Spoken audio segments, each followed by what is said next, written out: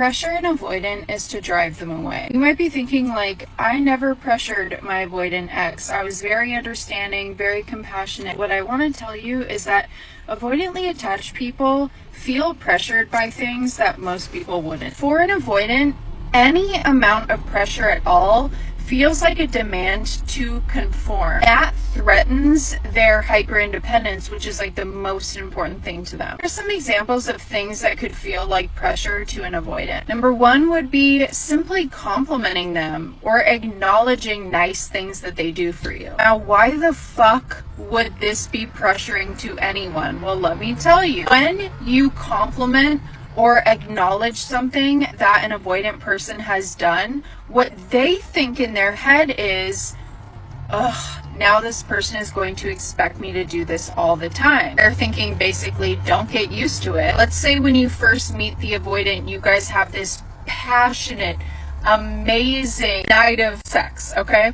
And after it's over, you tell them, oh my God, you are such a good lover. Like, I've never met anybody like you, blah, blah, blah.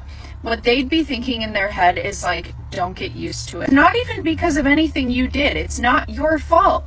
But it puts this internal pressure on them.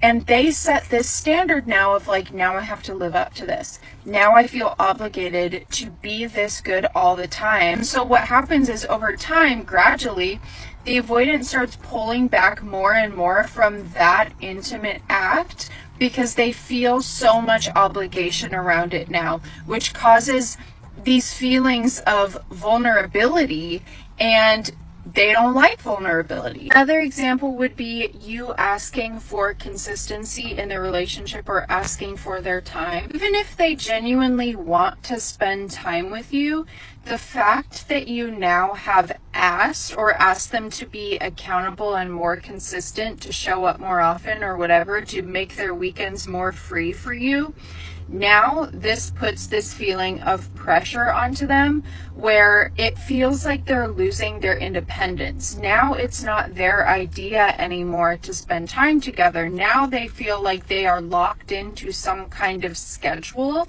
and it gives them this feeling of obligation. When they start to feel pressure and obligation, that's when they start to feel overwhelmed and suffocated.